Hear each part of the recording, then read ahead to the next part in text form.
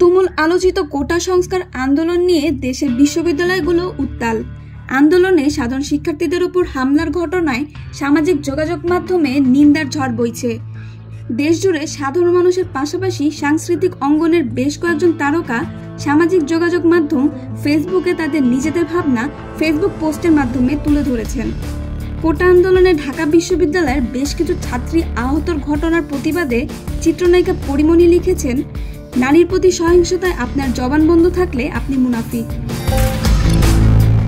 দেয়ালে দেশ সিনেমার পরিচালক নিশুকমণি ফেসবুকে লিখেছেন, মুক্তিযোদ্ধাদের বিরোধিতা করা আর মুক্তিযোদ্ধা কোটার বিরোধিতা করা এক নয়। এই মূল্যকে সরকারের বিরুদ্ধে কথা বললে রাজাকার হয়ে যায়। সরকারের চেয়ারধারী কোনো কর্তার দুর্নীতি নিয়ে কথা বললে রাজাকার হয়ে যায়। দাবি আদায়ে আন্দোলনে নামলে রাজাকার হয়ে যায়।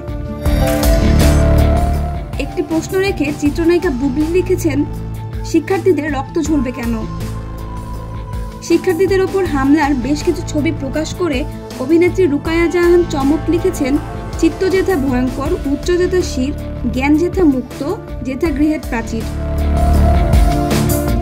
তরুণ গায়ক তাসরিফ খান আন্দোলনে শিক্ষার্থীদের পাশে রয়েছেন। তিনি মনে করেন এটা যৌক্তিক। এই আন্দোলনের পক্ষে তিনি। এই গায়ক লিখেছেন, ছাত্ররা সম্পূর্ণ যৌক্তিকভাবে তাদের মেধার মূল্যায়ন চায়। এই ন্যূনতম চারটুকু যদি না দেওয়া হয় তাহলে এর চেয়ে দুর্ভাগ্যের কিছু হতে পারে না।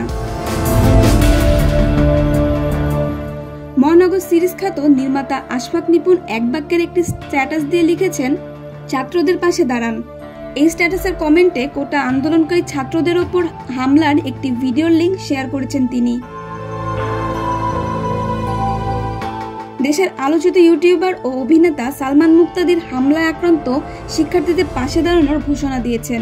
তিনি ফেসবুকে লিখেছেন, এমন কোনো ছাত্র আছে যিনি হামলার শিকার হয়েছেন বা হলে ঢুকতে পারছেন না, আমি তাদের দায়িত্ব নিব। যদিও লাখ লাখ মেসেজ বা পোস্টের মাঝে তোমাদের ফিল্টার করা আমার পক্ষে অসম্ভব। তাই যদি তোমার কোনো বন্ধু থাকে আমার বন্ধু তালিকাতে, তাহলে তাদের মাধ্যমে আমার সঙ্গে যোগাযোগ করো। আমি দুঃখিত, এটাই হয়তো আপাতত সর্বোচ্চ করতে পারতাম।